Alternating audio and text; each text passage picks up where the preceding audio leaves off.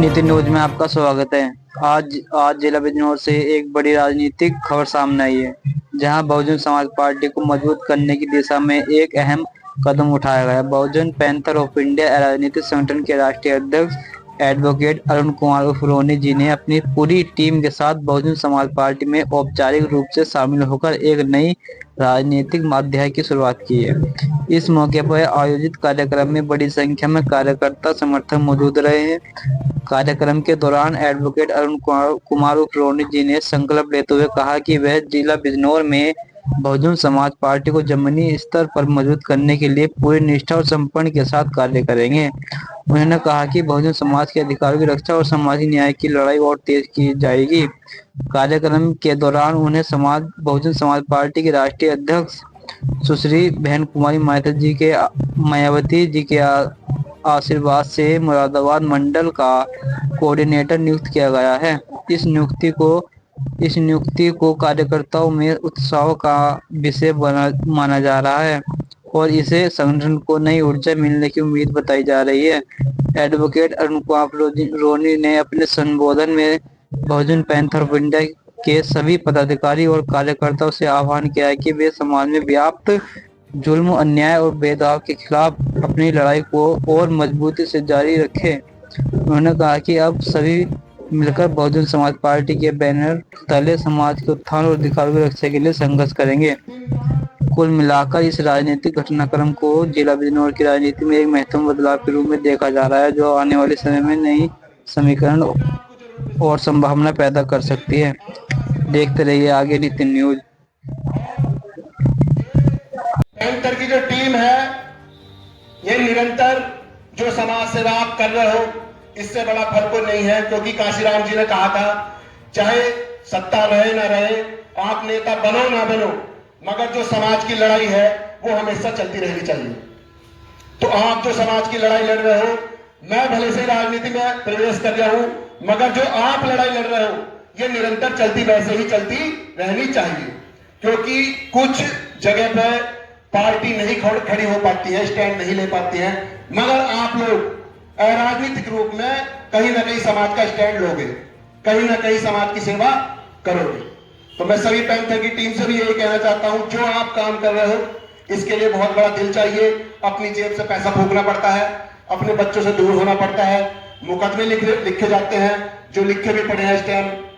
ठीक है भाई, आप लोग ये देखो, जब एक 7 साल की बच्ची का बलात्कार होता है, 7 साल की बच्ची का किरतपुर में एक बलात्कार होता है, तो वहां अगर ये पैंथर की टीम ना पहुंचती तो शायद उस व्यक्ति को 25 साल की सजा होती। उस मामले में कप्तान नीरज यादव ने हम पर मुकदमे दर्ज करे। कोई दुख नहीं हुआ, दुख इसलिए नहीं हुआ क्योंकि हमने मात्र 45 दिन के अंदर अपने वकील टीम खड़ी करके उसी व्यक्ति को सजा दिलाई और 15 लाख रुपए की मदद उस बच्ची की कराई। हमें उन मुकदमे कोई दुख नहीं, ना हमारी टीम को कोई दुख है। मगर भाइयों, अगर इन चीजों से हमें बचना है, अगर आप चाहते हो आपकी बहन बेटी के साथ बलात्कार ना हो, आपके बुजुर्ग ना पिटे जाए, आपके लड़के जो बुलेटों पर चलते हैं, मोटरसाइकिल पर चल रहे हैं, उनकी गिरबान, उनकी पिटाई ना हो, तो भाई सत्ता लानी ही पड़ेगी। बिना सत्ता के ये चीज संभव नहीं है।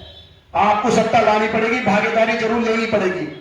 काशीराम जी ने कहा, जिसकी जितनी संख्या भारी उसकी उतनी भागीदारी। इस जिले के अंदर कहां है हमारी भागीदारी?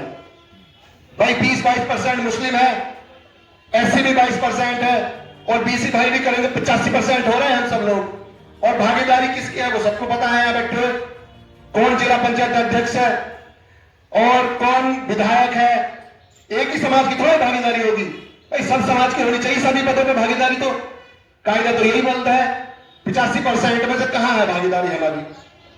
तो वो भागीदारी कभी आप सोच रहे हाथ जोड़ के दे देगा आपको कोई? ये छीननी पड़ेगी, और ये छीननी ऐसे नहीं छीनी जाएगी, ये घर घर जाके समझाना पड़ेगा, बहन जी का मिशन बताना पड़ेगा, बहन जी क्या चाहती है वो बताना पड़ेगा, और तभी जाके जो है एक राष्ट्रीय पार्टी को दोबारा से आप इस जिले में स्टैंड करवा सकते हो। सभी कार्यकर्ताओं को दिन रात मेहनत करनी पड़ेगी, घर घर जाना पड़ेगा, और जो कहीं ना कहीं एजेंडा चल गया है इस समाज को फूट डालने का, वो कहीं ना कहीं आपको सच्चाई बतानी पड़ेगी। जो हर 2000 24 नहीं 2017 में 2012 से 2017 तक कौन सी रही थी? सपा पार्टी रही थी। फिर उसके बाद आई बीजेपी, और बीजेपी अब तक चल रही है। मगर कभी आपने, ये इधर भी बैठे हैं सारे लोग, कभी आपने नू नहीं सुना होगा कि भाई बीएसपी जो है खत्म हो गई, वो बीएसपी खत्म हो गई, भाजपा खत्म हो गई। मगर हमारे लोगों ने प्रोपेगेंडा चलाया, और लोगों से भी चलवाया, हमारे लोगों से कहलवाया कि बीएसपी खत्म हो गई है।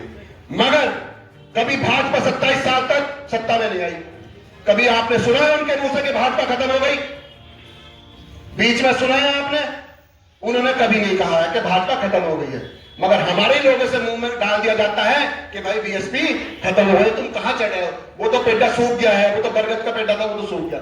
बरगद का पेड़ा कहीं सूखता है देखा तुमने? उन्होंने हमारे समाज में, क्योंकि ये काशीराम जी के बच्चे थे, कैडराइज बच्चे थे, उन्होंने क्या काम करा? हमारे ही समाज में हमारे ही व्यक्ति को खड़ा करके कहीं ना कहीं एक पार्टी और खड़ी करवा दी।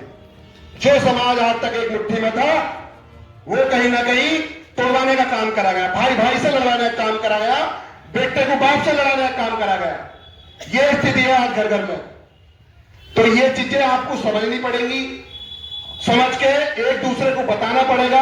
हमारा जो हित है वो बहन जी के साथ है, हमारा जो हित है वो हाथी के साथ है। कहते हैं ना, जब हाथी बैठा भी रहता है तो वो गधे से ऊंचा ही दिखता है। तो हाथी है हाथी, समझ रहे हो?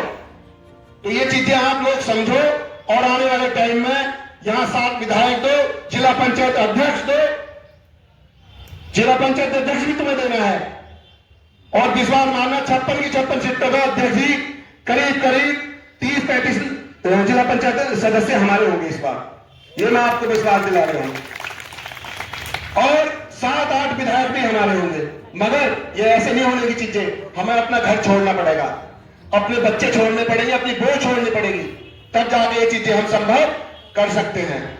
ये देख लो आप, ये चीजें ज्यादा प्यारी हैं। ये आने वाली जो पीढ़ी है, हमारी जो बच्चे हैं, उनके लिए हम कैसा जिला बिजनौर बनाकर जाना चाहते हैं, कैसा प्रदेश बनाकर जाना चाहते हैं, कैसा माहौल इस प्रदेश का हम देखकर जाना चाहते हैं, ये आप पर निर्भर करता है। या तो राजा बनकर, उनके लिए राजा बन के चीजें छोड़ जाओ, या फिर गुलामी वाली चीजें छोड़ जाओ, ये आप पर निर्भर करता है।